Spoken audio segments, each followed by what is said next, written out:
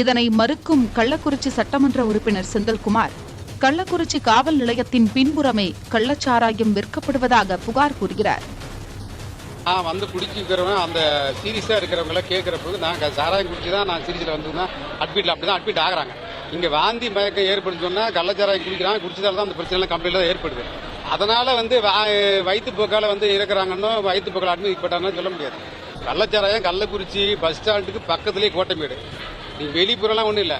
கோட்டைமேடுன்றது காவல் நிலையத்துக்கு அருகாமையிலே பின்னாலேயே இந்த இறப்புன்றது 4 பேர் இருந்திருக்குது. கள்ளக்குறிச்சி காவல் நிலையத்துக்கு பின்புறமா இருக்கிற கோட்டைமேடு, அந்த கோட்டைமேட்டில் தான் 4 பேர் இன்னைக்கு இறந்துக்கிறாங்க.